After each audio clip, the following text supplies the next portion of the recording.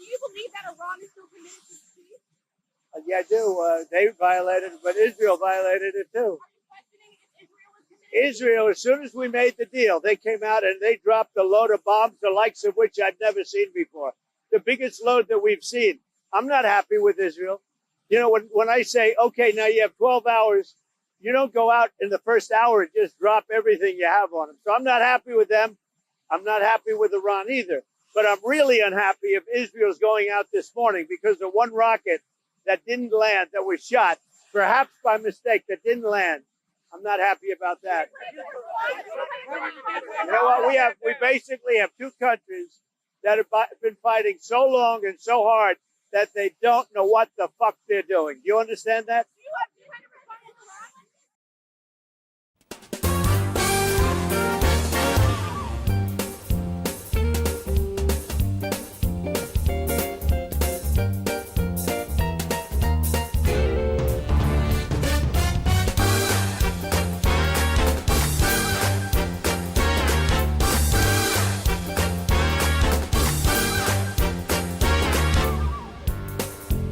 Ladies and gentlemen, now it's Too Late with Alan Mosley.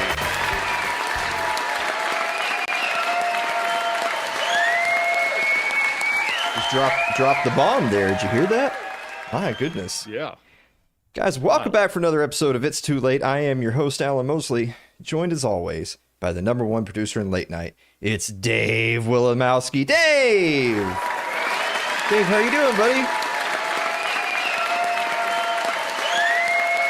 guys? I'm doing good. Doing good. Yeah. Trying to stay cool. It's really hot this week. Yeah. How hot is it? My electric bill is going to be nuts with all the air conditioning. It's just nonstop.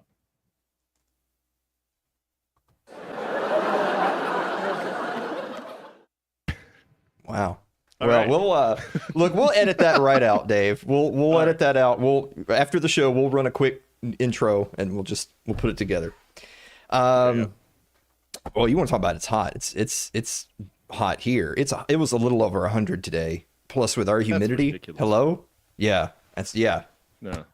And then my power went out for a little bit because we're having the whole, I don't know if it's brownouts or what's going on around here, but we're having some power issues. It's got to get fixed. I hope it doesn't happen like now. Kind of busy at the moment. You know how it is. Kind of using that right now. Yeah. Actually have some breaking news to start the show tonight. Starting off the show, prosecutors announced that some of the charges against Sean P. Diddy Combs are being dropped right ahead of jury deliberations. Yeah, I know. Now, to be clear, not all the charges have been dropped, but a few of the charges, including arson and abetting sex trafficking. It makes you wonder exactly what kind of development could have come down the pipe to free Diddy of some of the issues. Now, when asked for comment on this shocking update, Diddy said he only had this in mind, which is, of course, his deep sadness at the loss of human lives, the conflict at Israel. Oh. Love and prayers to all. Oh. Okay. You know what I mean? Yeah. Yeah. Anyway, Director of National Intelligence Tulsi Gabbard is back in the news. Check this out, ladies and gentlemen. Tulsi Gabbard is getting ripped over the coals for her Colin Powell moment this past week when she went to bat for the Trump administration's bombing of the Iranian regime. Now, that's pretty rich coming from somebody like Tulsi, who was peddling these products here back in 2019. No war with Iran. Nice. Get our troops out of Iraq and Syria now. You just click this link here to get your No War with Iran shirt. Now, nice. just before anybody rushes to the polls there, if you click on the link, you'll find that the shirts are sold out. Oh, yeah. Yeah, I see what you did there.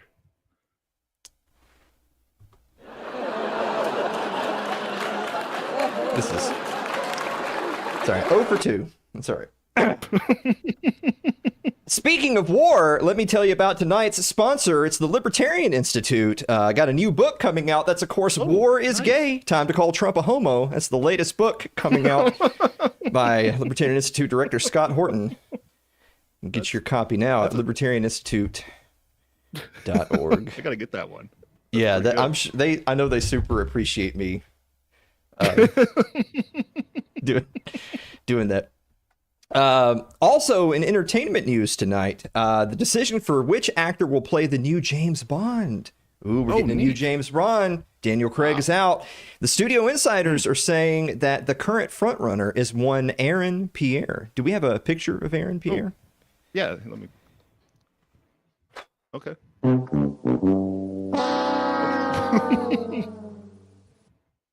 Oh boy. You know, the title of that film must be DEI Another Day. Oh. Come on. How about The Spy Who Robbed Me? Oh. From Compton with Love.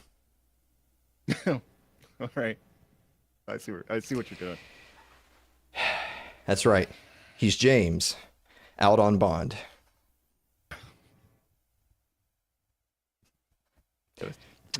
Malt liquor stolen, not shaken. All right. So anyway, I forgot to do the fortune cookie last week. That's terrible. Oh, I've got all these fortune cookies left over for all the weeks we took off. I'm surprised nobody said anything. Your courage will help others and soon will make you a leader. That's scary. Yeah, a bunch of y'all are about to die. Like, We've talked about this. yeah, I mean, you look, it's too. Y'all signed up for this. I made it clear what my plans were. So, oh, speaking of food, I talked to the official Asians of It's Too Late, our friends Shane and Nico last week, and I had asked Shane, hey, do you guys go to one of those, like, you know, those like Asian supermarkets where it's all imported Asian? Like, do y'all go there? And they're like, yeah, we go there sometimes. I was like, okay, what do y'all get from there that you can't just get like at Walmart? Yeah. Like, what are you specifically getting? Scary. And so it took forever to pull answers out of them, but they actually gave a couple of answers. One of them was Kewpie, I think it's called, and it's like Korean mayonnaise, which you've got that. You're the mayonnaise expert, so for you to be, I mean, you got to cover all the bases. You got to do the Korean. And I got, ladies and gentlemen, shrimp chips. Yeah, we got snacks. Yeah. So Dave and I are gonna try our Asian cuisine here, and wow, it's just ooh, okay, it's squishy. Oh my God, this like really smells like seafood. Just the bag. That's exciting. Yeah, this is gonna be a great rest of the show. All right. Do you have something? Do you have something to taste test with your? What are you doing? Oh yeah, hold on. I need a base. So we're gonna start with the standard. I got the Hellman's mayonnaise, which from my scientific testing is among the top. Dude, these aren't chips; they're fries. Look at that. It's a shrimp French fry. Oh Jesus! It's like a bag of sardines. It's a bag of them. All right. Let me. Whoa. Oh man. Yeah, I mean, straight mayo is pretty. It's an experience. Okay. All right. So we're ready for the. So that's ready for the. Okay. I'll do mine. Yeah.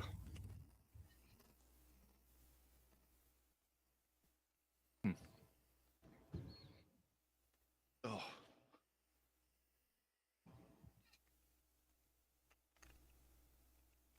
I mean, is it? Could you see just snacking on them for like 20 minutes?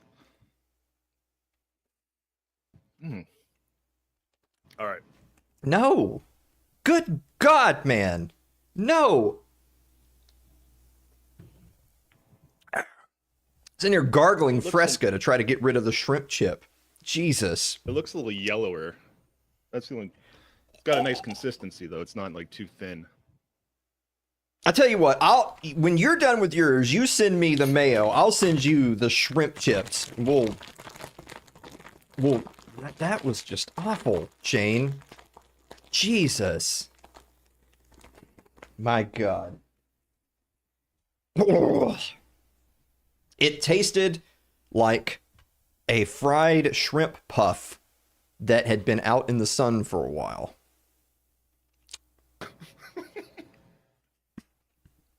How about you? How you doing? It is different. It's eggy, I think. It's good, but it's not as tangy. I think it kind of tastes maybe like a little bit like Miracle Whip, but I haven't had a Miracle Whip in a long time. But right away, it reminds me of my parents, my mom's potato salad. Which I think she always used Miracle Whip. So I think that's kind of what it tastes like. I'm going to have to get some Miracle Whip and do a side-by-side with that. Okay. Well, we'll check back in with you on that. My evening is ruined. I can smell it. It's down there. I got to in the commercial break, I've got to actually take these out of here. Well, Celeste says in the chat, take those outside or burn your apartment down. Yeah, wow. You got options. You know, if you had told me before the show started that Celeste would end up getting timed out, I wouldn't have believed that. I wouldn't believe that. Man, you think you know people. Hey, Dave. Yes, Alan. What time is it? It's time for meme of the week.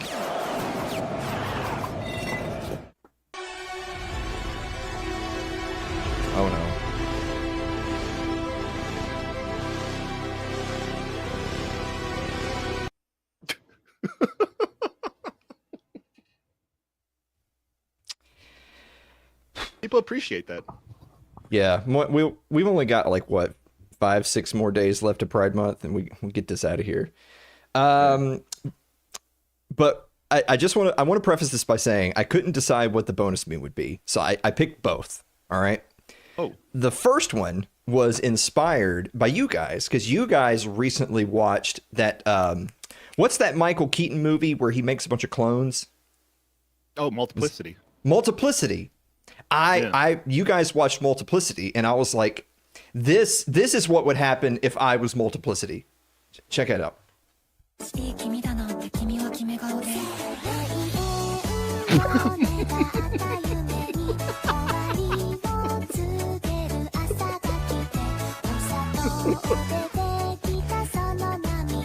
Look how happy they are. Yeah.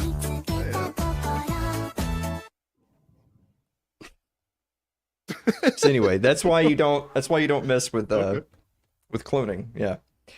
Now, buckle up for this next one. This next one's a bit of a is a bit of like a short film. So okay, please go ahead.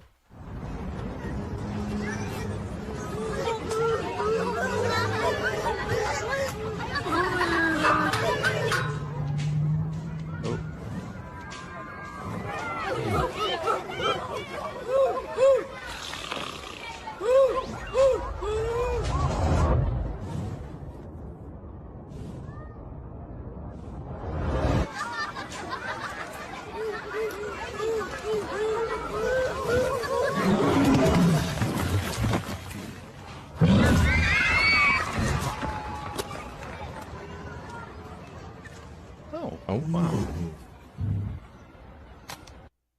Nigga, how Hitler? Nigga, how Hitler? They don't understand the things I say on Twitter.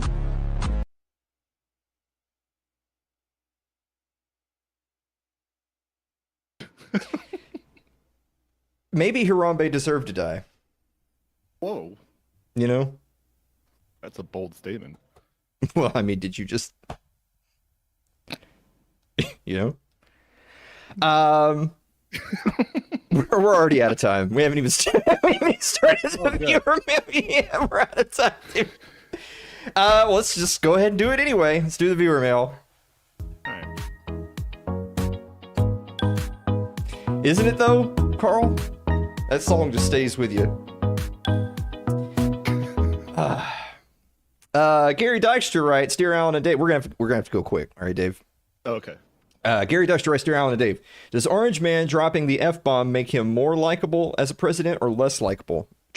Dave, F-bomb, good or I bad? think he's just bringing the respect and the dignity that the office deserves.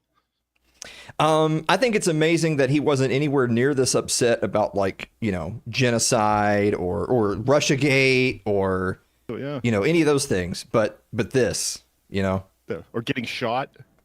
Yeah, or getting shot. Yeah, which goes to tell you it's fake. All right, Josh Wright writes, "Dear Alan and Dave, magic is reemerging in the world, leading." Jesus. All right, we're skipping that one, Josh.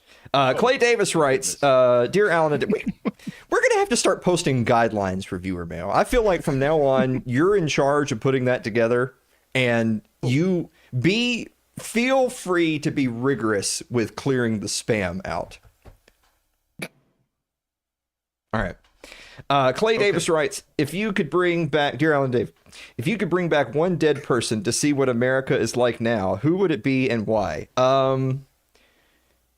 See, people are going to name like some celebrity or founding father. Can I just have like a relative back, you know? Like, yeah. Can I just have my great grandfather? Yeah. Well, I didn't even know him. Fuck him. But like my, you know, like Paul, can we just... Oh.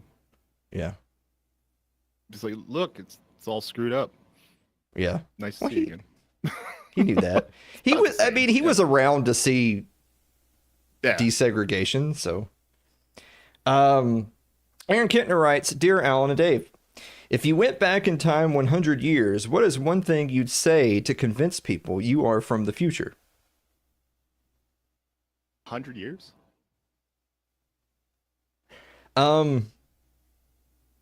Like normally people say like, "Hey, what's your favorite ice cream?"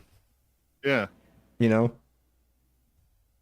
Or like, where do you, you know, are you a mountain vacation or a beach vacation? You know what I mean? Yeah, this one's tough.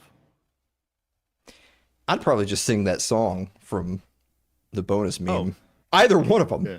Either one of the songs from either of the bonus memes. That would do it. Either way, you're probably going to get burnt at the stake or something. Yeah.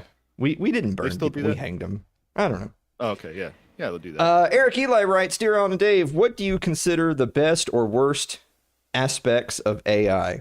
I mean, I think the best is that I would rather do an AI search than Google, because it's like Google is all biased and garbage too, and at least the AI is quicker, and you can tell it, like, give me a specific answer, and it'll just be like, here you go. So that's super convenient. I mean, I think the worst aspect of it is when it becomes sentient and we have to fight, you know? Yeah, I'm worried about that. Yeah, I'm really not. We had a good run. You know? Can't last forever. Yeah. I feel like we're still probably a good 50, 100 years off from that. So that's really more of a them problem. It's not really a me problem. I've only got 94 days left, man. Who even cares at this point? All right. Brooke Atkinson writes, Dear Alan and Dave, you have a new country and must populate it with citizens. From what other country do you pull your citizens from?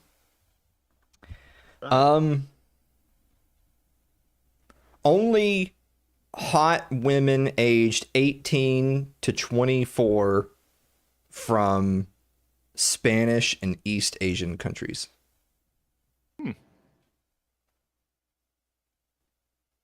Can I live there? Yeah. Okay. Well, because it said populate, Here we go. and we're bringing them, but, you know, we'll take care of the rest, you know? The rest of the populating. Yeah. Yeah. I got it. So, yeah. So, speak of the devil, Mary Lynn Wilimowski writes, Dear Alan and Dave, what do you do when you're, oh boy, here we go again. What do you do when your significant other has changed 99% of the light bulbs in the house to smart bulbs and they suddenly stop responding to your commands to brighten a room? Heavy as the head. You know, it's like... I feel like this is related to that AI question. Yeah, they enjoy it. They enjoy having the automation and being able to dim lights and without standing up, to be able to turn off the living room lights from your bedroom and stuff like that. But it's like every time something goes wrong, they give me that look like it's my fault. Like I'm not advancing the tech quick enough. Google put out. Wait, hold on. Mary or the light bulbs? The family. It's not just Mary. They're all. Little guys are good with it, but I don't know.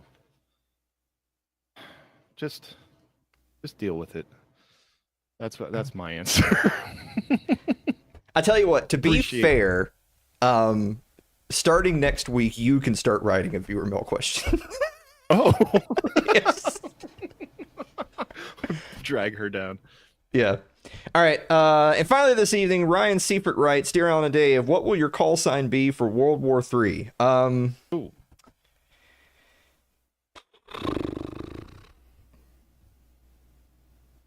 I don't know. I'm not going to be there. You know what I mean? No? You're not going? No. 94 days, man. We're on the clock here. Yeah. So. I don't know. I usually go by like Big Daddy. I like Big Daddy. That's probably be mine. Yeah. Because I'm big and I'm a daddy.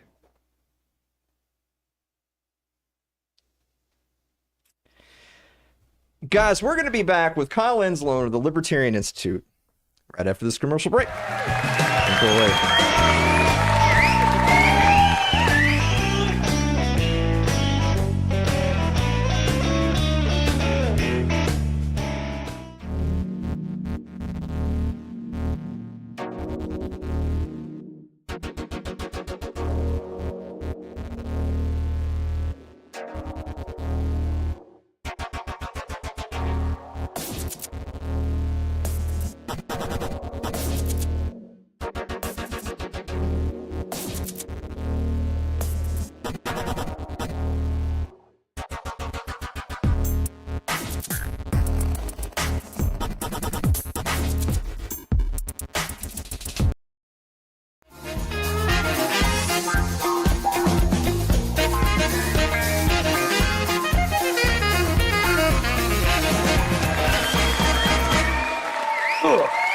Welcome back to the show, everybody. Our guest this evening is the news editor of Libertarian Institute, as well as the opinion editor of AndyWar.com.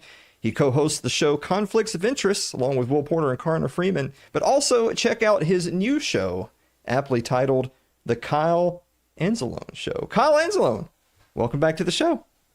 Happy to be back, Alan.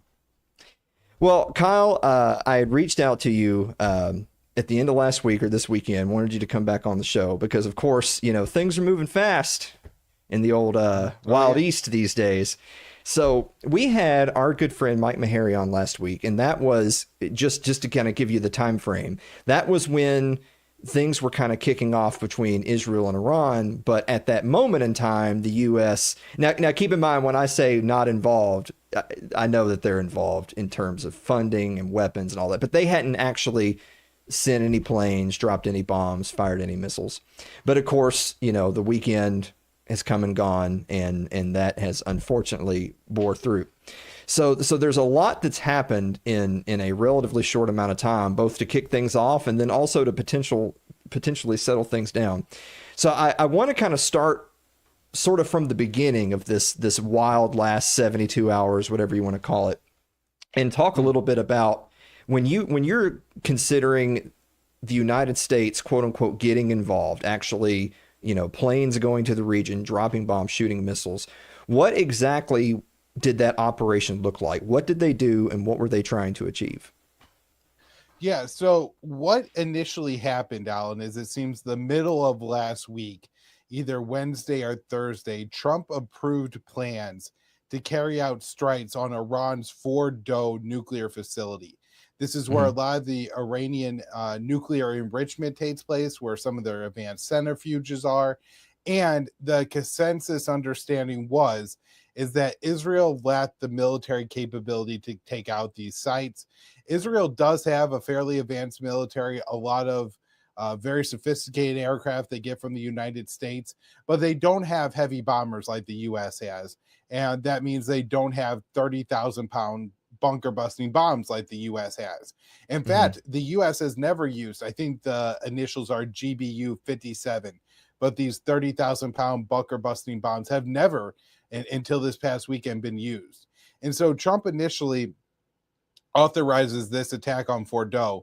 And then this is coming from the Jerusalem Post, so his upper-level Israeli sources speaking to a friendly outlet. They explained that after Trump informed Netanyahu on Wednesday or Thursday about this, Netanyahu and his top minister, Ron Dermer, start to lobby Donald Trump to expand the U.S. attack to Natanz and also the Esfahan nuclear facilities, where, again, nuclear enrichment and some, nuclear activities take place at those sites that aren't just, generating nuclear power. They're enriching uranium, they're making fuel rods, all a part of their civilian nuclear energy program. They weren't making a nuclear bomb, but, this is, they have an advanced nuclear energy program and also a nuclear medical program, a fairly advanced nuclear medical program, and that requires enriched uranium to carry out. And so they have these advanced facilities. And again, the consensus was the U.S. heavy bombers would have better luck against these targets. And so early on the day on Saturday, we get reports that there's 6 B-2 bombers flying to Guam. And this really doesn't seem to add up to why they would fly to Guam when, they would fly over the Mediterranean to the Middle East. And so that's what ended up happening. Apparently 7 US B-2 bombers took off from somewhere in the middle of the country. I believe Whitman Air Force Base is in Missouri, but so like on the Kansas side of the state. And they, flew over the United States and then on to the Mediterranean Sea, and then over, I believe, Turkey and Iraq, and then into Iran, where they carried out strikes on these 3 nuclear facilities. The bombers, I believe, they definitely hit Fordow, and I believe also Natanz. And then a nuclear submarine launched somewhere between 24 and 30 Tomahawk missiles at the Esfahan facility. Now, immediately after the strikes, this was reported in Fox News, speaking with an upper-level source, basically saying that the Esfahan facility is actually more fortified by the geological terrain. I guess the ground there is heavy granite. And so there was no way that those Tomahawk missiles took out those sites. And then there's been a lot of debate and speculation about how much damage the U.S. actually did, particularly to Fordo. I do believe they did some damage to Natanz. Today at CNN, we got a little bit of insight onto the amount of damage done to those facilities. There are reports that the attack only set Iran's nuclear program back a few months. This was a U.S. intelligence assessment. And while, CNN will sometimes make things up, the Trump administration did confirm that attack happened. They just said that the person who released the intelligence assessment was a low-level loser, but they did not refute any of the actual details of that report.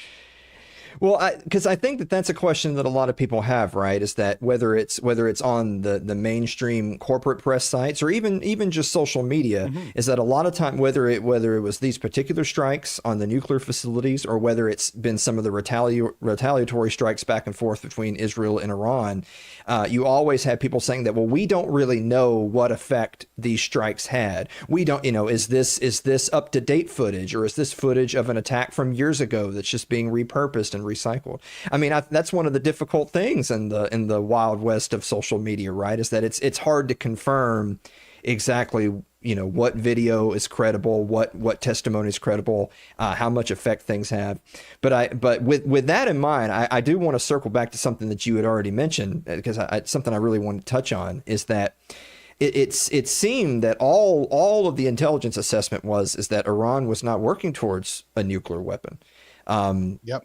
And they had not done anything illegal by any. They hadn't done anything illegal by any treaty that they were a part to, and any treaties they were a part to. We were the ones ripping those treaties up, not them. And so they're the ones. Just to be clear, they were the ones that were under attack. Iran did not start the 12-day war, I believe, as it's being called. They were the defender of the 12-day war, as it's being called. And so with all of that as the backdrop, it's hard for, I think, just the layman to understand that, well, what was the purpose of all of it? What has changed in kind of the political climate today versus 12 days ago that precipitated all of this from happening in the first place? Is the world any different today than it was before the strikes?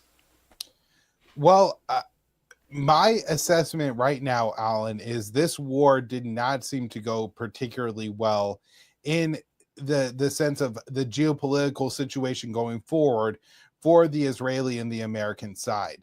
Now, if you kind of take a surface level look at it and you say Israel and the U.S. hit Iranian nuclear facilities, they hit a few oil depots, they hit some missile silos, they destroyed some air defenses.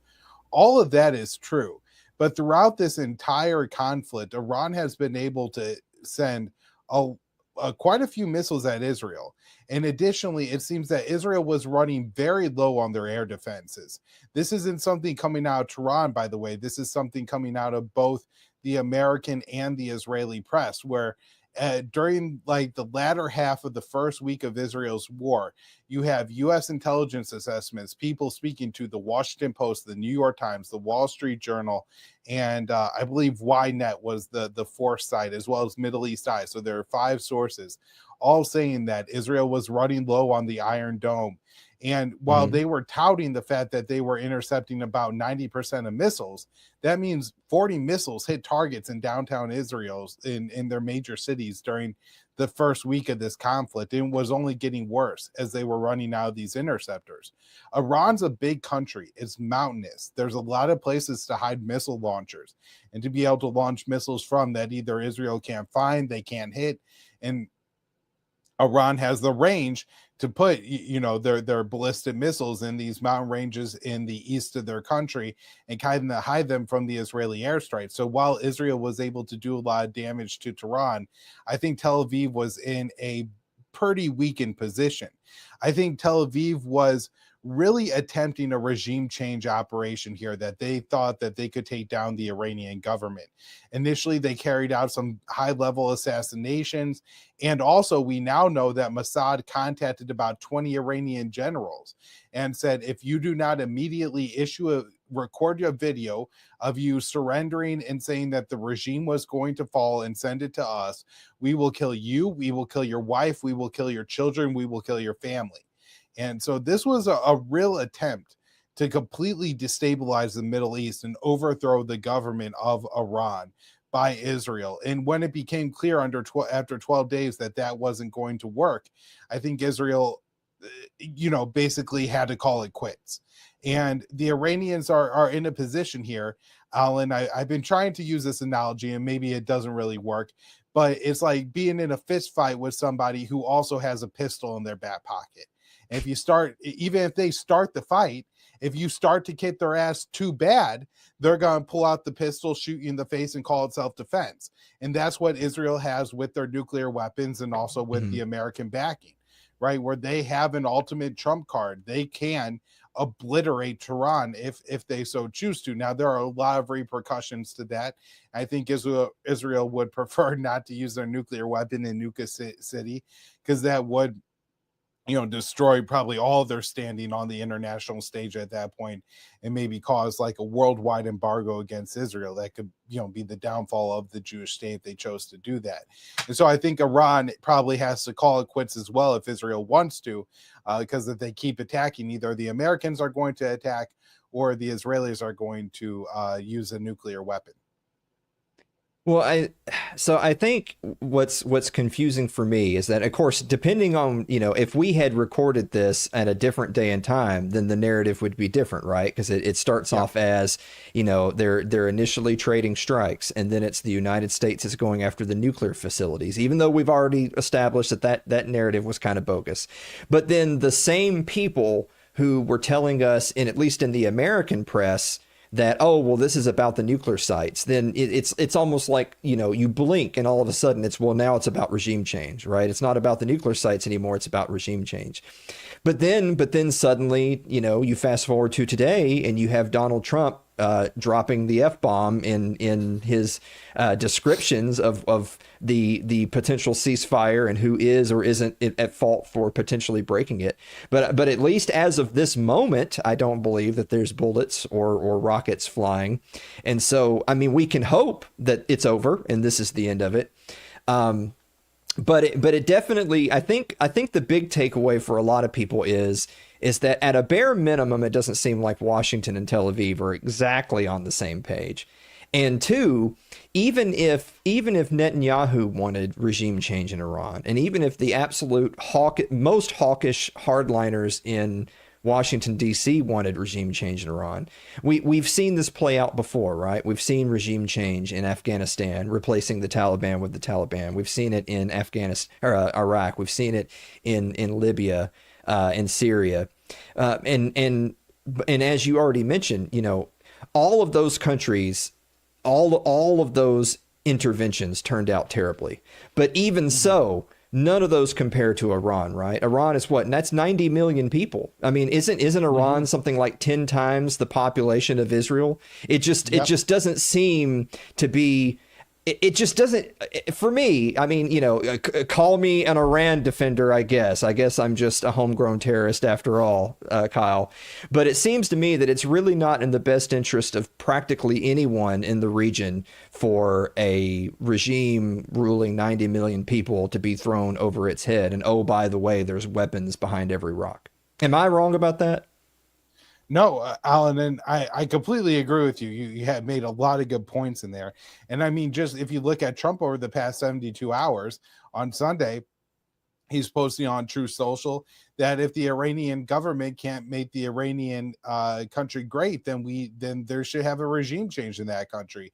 And today he's on Air Force One saying that, no, a regime change in Iran would throw the region into chaos. What a stupid idea.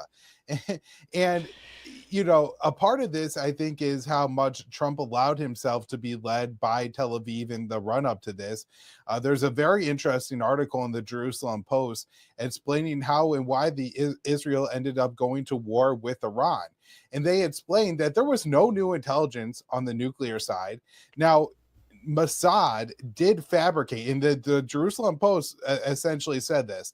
They said that Mossad came up with this intelligence assessment that Iran was 15 days away from making a nuclear weapon because Netanyahu needed that to convince Donald Trump to go to war with Iran. And so that's where all this comes up. It's an intelligence assessment created by Mossad to help out Netanyahu. This becomes the dominant position in the Trump administration. This becomes the intelligence assessment that Trump now believes, that Iran is 15 days away from making a nuclear weapon. However, Israel, as the Jerusalem Post says, knows that that's not true. They know that Iran isn't even making a nuclear weapon, right? Like this is one of the things people are talking about. Oh, we set the Iranian nuclear program back months. Well, what they're saying is it's going to take Iran now more months before they make a nuclear weapon. But before, if you never attacked, they never would have made a nuclear weapon. They never wanted to. Now maybe they do. I think, look, if I were advising the Ayatollah and I were some Iranian general, I would say the only way we defend our country is with a nuclear weapon. I mean, you know, that's not what you like. I like to admit is the truth as somebody who's dedicated to the anti-war position. But if I were advising the Ayatollah, that's what I would be saying, is that's the way to defend Iran. Now, I just want to add here, Alan, that there were multiple conditions which led Israel to attack: the general weakness of Hezbollah, Netanyahu's political standing, Trump embracing al-Jolani in Syria. But one of the very key factors was Tel Aviv was concerned that Donald Trump was going to make a nuclear deal with Iran that would have led the U.S. to make concessions to Iran that Israel was uncomfortable with, right? So Donald Trump, the ultimate deal maker, was going to make a deal with the Iranians. So we didn't have to have this war in the first place. And Netanyahu went to war not to preempt Iran making a nuclear bomb, but to preempt Iran signing a nuclear deal with the United States that would guarantee Tehran would never make a nuclear bomb. So something that I don't know if you and I specifically have talked about this before, but I know it's something we've covered on the show before, which is Donald Trump, for all the bluster about how he's, you know, somehow independent of the swamp and a political outsider and the deal maker, right? And, you know, the Don, the ultimate deal maker. It's always come off to me that he is completely in line with whoever the last person was that sold him on anything. And that if he heard through back channels Mossad saying that, oh, Iran's got a nuke in 15 days, but it just so happened that he spoke to his own intelligence service or Tulsi Gabbard later, then he would believe her, because it would just be the most recent person that he had spoken to, which of course is quite a volatile way of forming one's opinion when you're the president of the United States and you've got that much power at your fingertips. And so that concern being neither here nor there, I do agree with you, Kyle, that while it's not something, you know, we would love for there to be nuclear proliferation. And, you know, I know that our buddy Scott wrote a whole book about not wanting to see the entire earth boil in hellfire. But it's hard to blame a sovereign country when because we're not in the mind of the Ayatollah, right? We don't know exactly what their red lines are, where their thought process is, what they are and aren't willing to do diplomatically. But you have to believe that if Iran truly believed that this was existential, that they believed that by the end of this year, we're going to be out of power, and we all saw what happened with the Gaddafi, right? And this is kind of where I want to go with this next, Kyle, is I fear that even if this particular sort of few week crisis ends up cooling off, which I hope that does.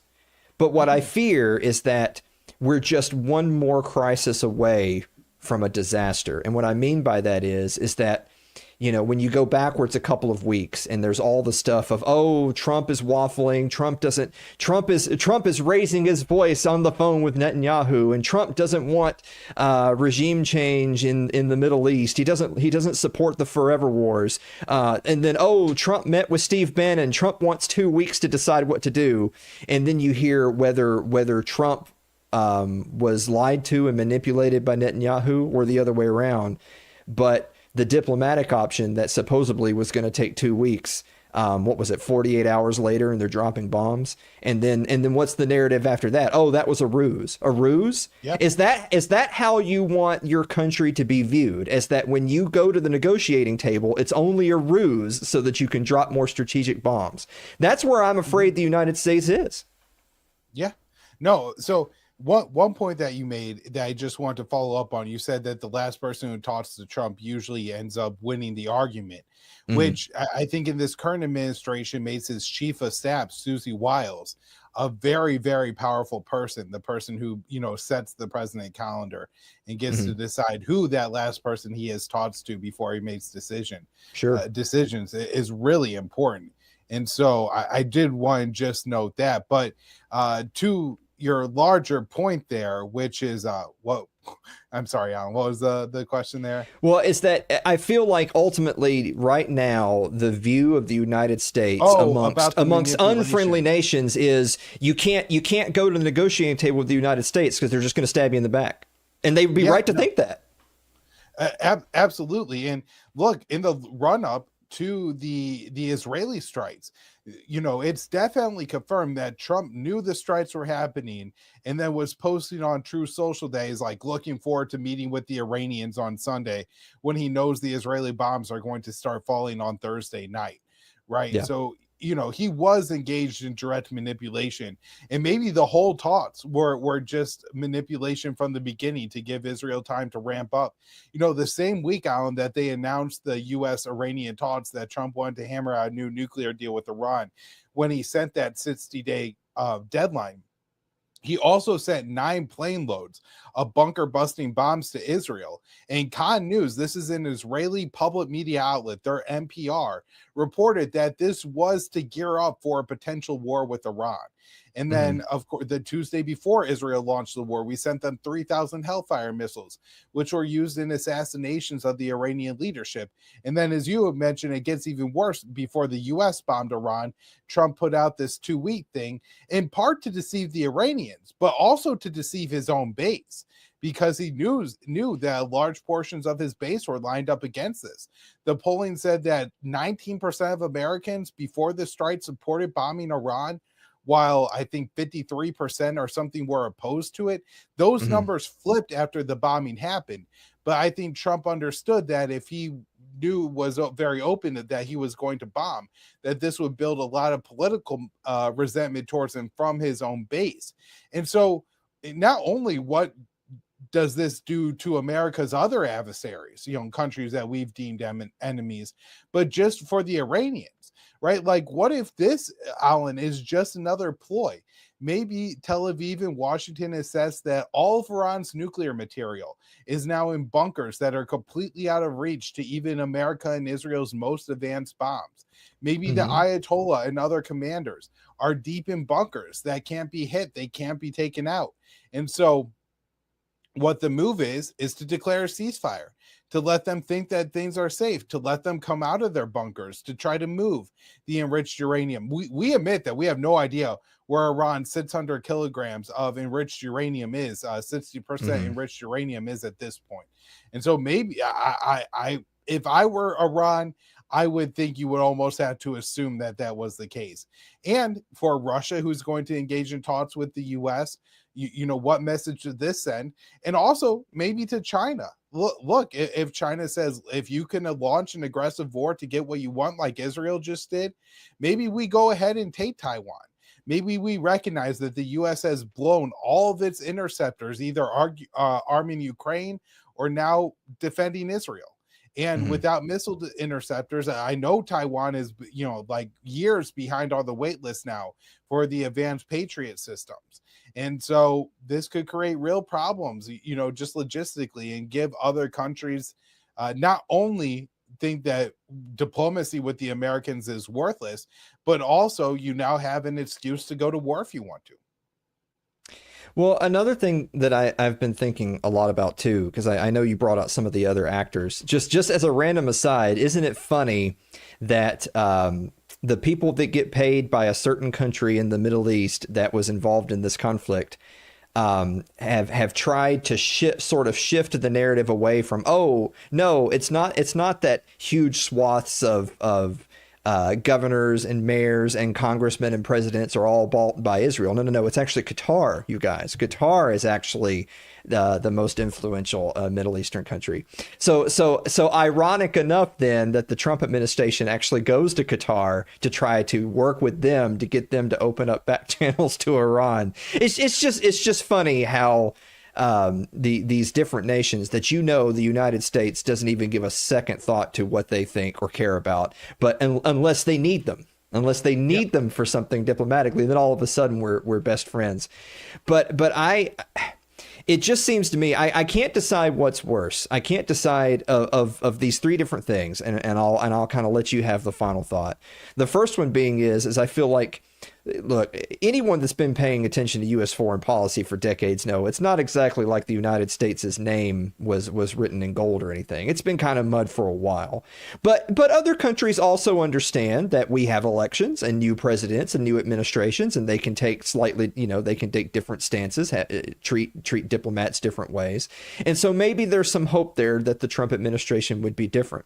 Of course, they've turned out to not be different. They've turned out to be John McCain 2.0, which is a damn shame. So diplomatically, the United States' name is in the mud. I think in terms of just projecting power globally, absolutely. The Russias and the Chinas of the world are watching this and they're thinking, look, the United States can no longer handle their own little backyard, can they? So what do we have to worry about? We got nothing to worry about. They got plenty of nukes. They ain't got nothing to worry about from the United States trying to throw their weight around anymore. And then lastly, and I'll kind of end it with this, is that something I've said on the show countless times, and we even said it again last week, is what is going to fill the smoking crater when Donald Trump leaves office? Because he's a lame duck, right? In a few years, he's going to be out of public life. I can't even begin to imagine. I purely from our own selfish domestic political stance. What I'm terribly afraid is going to happen, Kyle, is the Trump administration is going to do something that terrible that's going to get us involved in another conflict overseas. And because of that, their political rivals will absolutely sweep, whether it's the midterms and the next presidential election. And then we're just going to be right back on the carousel. I wonder what the next administration is going to do. What is the next administration going to want? I know there's a lot of people out there that would say if Kamala Harris were president, absolutely nothing would be different between Israel and Iran than it is right now. So what do you have to say? Yeah, I mean, I think I agree with most of your analysis. On the first point, I would say that, we've heard from Vladimir Putin and other leaders who have been in their country's, position for a long time, who have seen American presidents come and go, Putin, Maduro, the Ayatollah, and others, will say, the U.S. position really doesn't change. I think, in fact, the Middle East became particularly cynical about kind of just how deep state is rooted in Washington. In 2015, John Kerry and Sergei Lavrov, the Russian foreign minister, had hammered out a deal in Syria where, at that point in time, in Syria, America's main opponent was the government of Bashar al-Assad and its allies, the Shia militias, and we were backing the Kurds. And the Russians were backing Bashar al-Assad along with the Iranians and Hezbollah, and they're fighting against al-Qaeda and ISIS. And they had come to this deal where the U.S. and Russia were going to start jointly attacking the al-Qaeda terrorists, the jihadists, realizing that was the bigger enemy between the two sides. And just a few days before that deal was slated to go into effect, the U.S. military inexplicably killed like 80 Syrian troops, allowed ISIS to take over a key stronghold outside one of the major cities, Deir al-Azor in Syria, and it called off the whole deal. And even if it was just incompetence, the message is that the deep state, the Pentagon, is truly in control. And you can make whatever kind of deal you want with the Americans, but it doesn't matter. And of course, this was reinforced particularly with the Iranians in 2018, where they had made the deal with the Trump government, Obama administration, then the Trump government withdrew from it.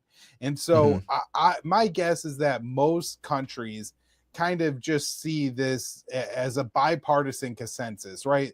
I think domestically, if you want to argue that there's differences between Trump and Harris on immigration policy, wokeness, all these other kinds of things, that's fair. I do think there's differences on those policies, and one candidate in certain places is preferable to the other. But on foreign policy, the deep state does rule. Remember during Trump's first administration, when he was going to get along better with Putin, and you had U.S. officials, I believe Fiona Hill, or no, it wasn't Fiona Hill, it was Alexander Vindman, I believe, who said during Trump's impeachment that Trump went against the interagency policy. But the president gets to make the foreign policy, not the CIA and NSA and DIA, right? But this is what they openly said when they were trying to remove the president from office, was he went against the establishment foreign policy, and how dare he? And they used that to really rein in Trump's foreign policy. Everybody has this idea that Trump was soft on Russia during his first administration. He had expelled dozens of Russian diplomats from the U.S. He gave arms to Ukraine, something Obama wasn't willing to do. Multiple rounds of sanction on Russia, including over election interference claims and the fake Sergei Skripal poisoning in the UK. So there is just so many ways that deep state could manipulate a president, even if they want to do something. It's the old Tom Woods saying, no matter who you vote for, you get John McCain.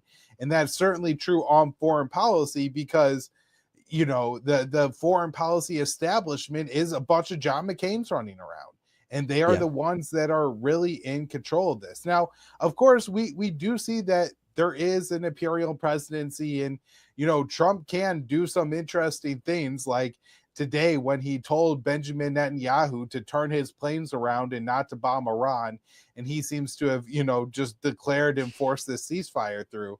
And so it's not as if a president is completely inept. However, there's never been a president that's been able to effectively either stand up or even understand the manipulation tactics going on, and how much their presidency is being hijacked by the deep state. But I think Putin certainly does understand that concept. Well, we're running short on time, but I did want to bring up one more thing before we wrap up, because I feel like it's important to do, just for no other reason at all than the mainstream media won't do it.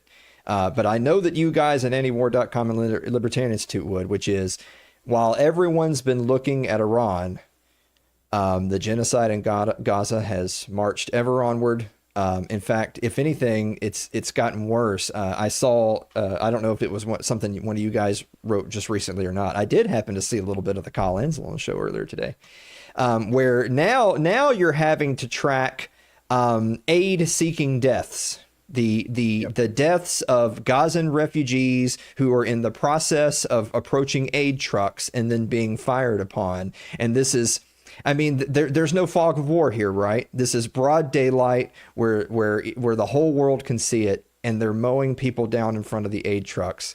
And that's what's been happening, escalating, while everyone's been looking at Iran.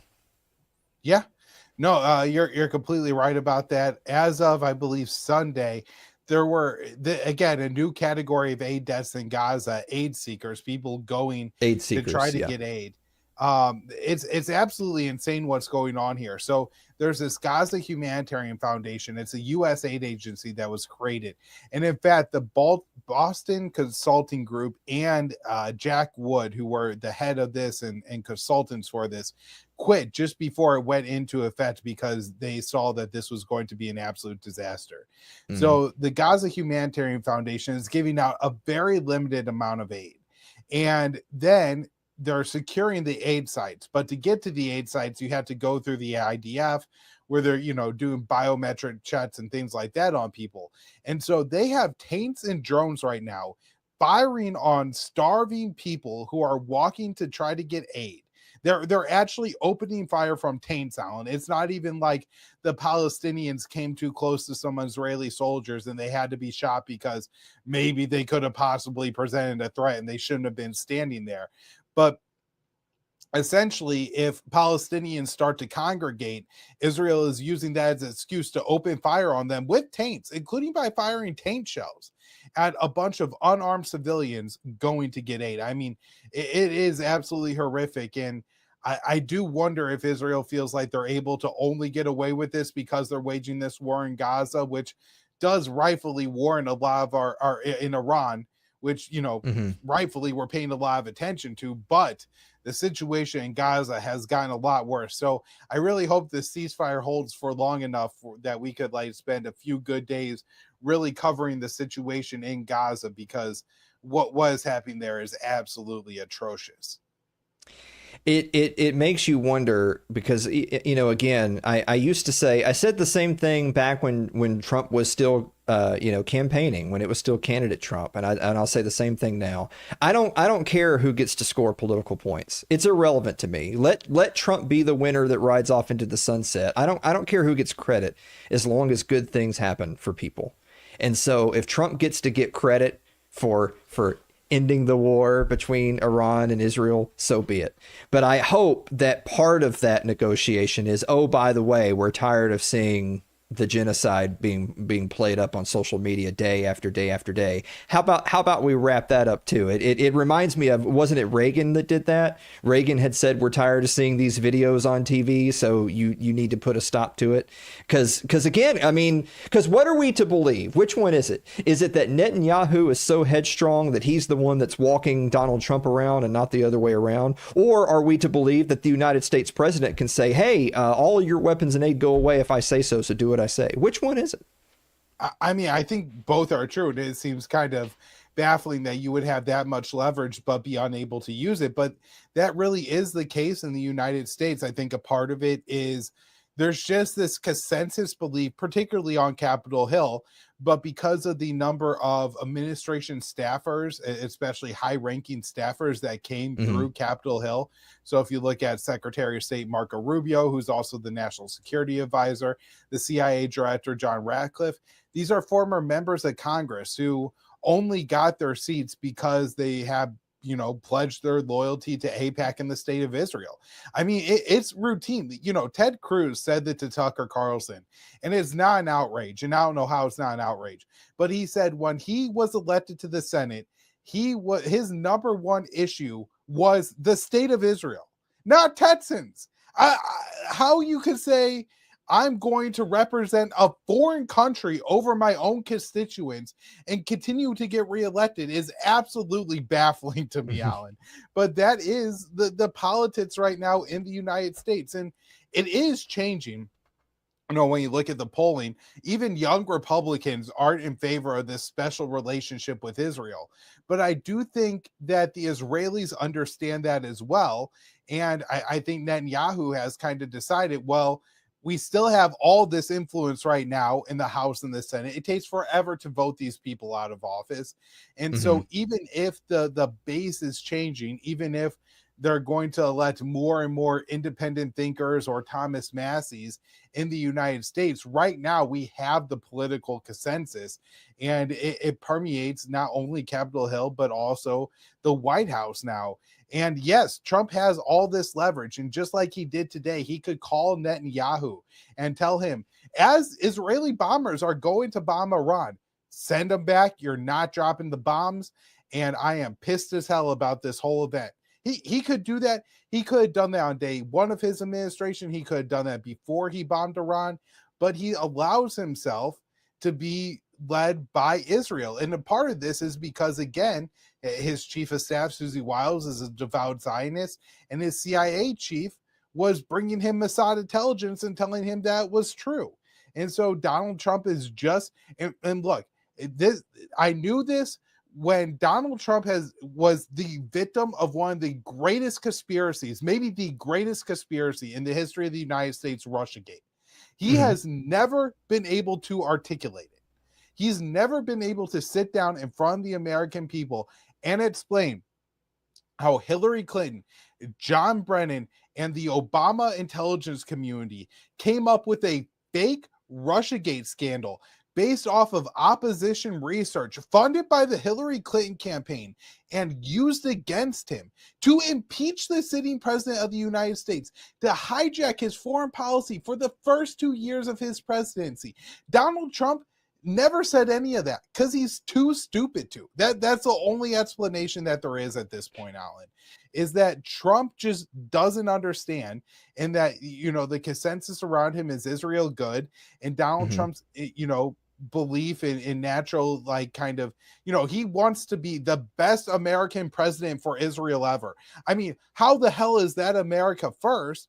But yet he says that, and I'm sure all the people around him clap at him and they're like, oh, that's very good, that's what we should have. And, you know, the Ben Shapiro's of the world and the Mark Levin's of the world will, you know, and the Mike Huckabees of the world will make it sound to Donald Trump like he's on some kind of divine mission in support of Israel, when really he's being played by Benjamin Netanyahu, not for some ultimate religious ambitions, but because he's a monster, an absolute evil monster who doesn't care about anybody other than the Jewish people, and is willing to expand borders, commit genocides in order to do what he sees as benefiting the Israeli state. It's absolutely disgusting and unbelievable, but that is the situation that we have on our hands. You know, I'm also old enough to remember when Speaker Johnson, who is probably one of the least popular people in DC, on the right or left, by the way. I remember when he gave his little acceptance speech when he was voted House Speaker, and the very first thing that came out of his mouth in that speech was, you know, the first thing we're going to do is we're going to get aid to Israel. That's the first thing. That was his number one priority as Speaker of the House. And then just to put a cherry on top of all that, as soon as Trump is done with his Middle Eastern quagmire, he has promised he's going to take time off to go to Kentucky and campaign against Thomas Massie. He's not going to go campaign against Tom Cotton or Lindsey Graham. He's not going to campaign against a whole wing of never-Trumpers who themselves aligned with Democrats to push the Russiagate narrative to get him out of office. All of those people can keep their jobs. He's going to get rid of Thomas Massie. Isn't that something? Yep. Again, the only conclusion that you could draw is that Trump is just incredibly stupid. Well, I'll believe it. I've never been a big 4D chess believer. I think, you know, the Occam's razor applies. If he's not an idiot in terms of his IQ is low, it's that he's naive. And I think naivete at least plays some role in his belief that he could just step in between Israel and Iran in a part of the world between peoples that he clearly knows very little about, that goes back centuries, that he again knows nothing about. And he thought, well, I'll just make a deal. I can make a deal between them the same way that I would make a deal between, you know what, Hilton and the city of New York, right? Like that's in his mind, that's just how everything works. And it would, how else can you explain it other than naivete to think that one can do that? But on that note, Kyle, please plug where people can go to support you and check out more of your content, including the Kyle Anzalone Show. Yeah, I mean, the big project right now is the Kyle Anzalone Show. I'm also at the Libertarian Institute. Almost all my work is published through there. Antiwar.com. I'm the opinion editor, so I put together the viewpoints of that website and then also do some writing on the weekends. Dave DeCamp does take a day off every now and then, and I fill in. And right now, I'm also doing some writing at judgenap.com. So if you are one of his supporters, you could find my writing on his page. So if you're the one crafting the opinions over there, then you're kind of like the Susan Wiles. I'm sorry, that was terrible of me to say. I apologize. Kyle, I appreciate you as always coming on, but we're going to get you out of here on this last question. Are you ready? Oh, I'm ready.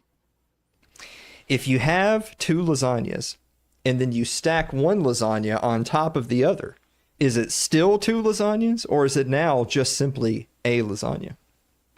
Just one lasagna.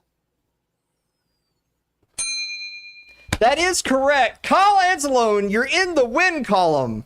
You're in the win column. Hold on. Here. Well, now I'm never coming back on the show again. The only reason I was coming on It's just because I had to get one of those right. I think I missed 10 before I got that one. So, it was great joining you in the studio tonight, Alan, but you're clearly a jerk. I think I can put my arm where around. There's absolutely no air conditioning, and somehow you're in like this nice, cool area. But yeah, no, I really appreciate it. It was great to join you, and we will. I will come back on your show sometime. Kyle, thank you so much, guys. We're going to be back to wrap up the show right after this commercial break. Don't go away.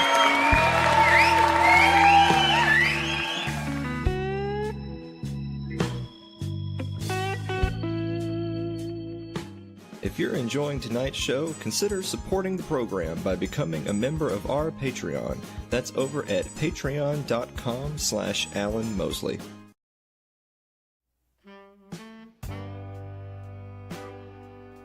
Like our Facebook page. It's facebook.com/Alan Mosley TV. You can follow me on Twitter. It's twitter.com/Alan Mosley TV. Subscribe to our YouTube page. It's youtube.com/Alan Mosley TV. But if you're more of a listener than a watcher, you get us on our favorite podcasting platform of choice thanks to Spotify. It's Too Late with Alan Mosley or Alan Mosley TV. Hey. What do you think, Dave? Great show. Look at this. There's way too many people here. Yeah, it's kind of unsettling. Yeah, we'll take care of that. Join us next week when we thin the herd. Yeah, ooh. I am feeling more of a fun episode next week. Not that every episode isn't fun. It's fun to talk to interesting and smart people. But I mean fun like more like, the kind of entertainment you and I provide. Yeah, the stupid fun. Yeah. And so all those people, none of those people will be here next week. After party? I guess we can do them real quick. I had a nap today. I'm ready. Yeah. Oh, okay. All right. I was wondering why you had such a pep in your step. That must be it. Yeah. Your total sleep went from 2 hours and 34 minutes to 2 hours and 57 minutes. So you're just there you go, buzzed. That's a big jump. Yeah. Yeah. Guys, thank you so much for watching another episode of It's Too Late, and we will see you next week.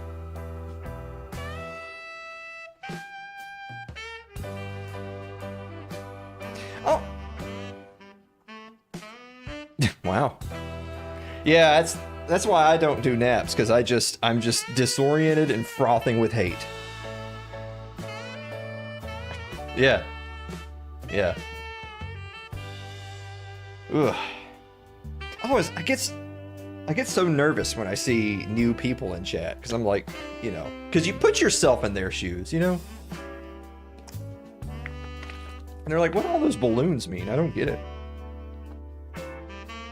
What's he trying to say?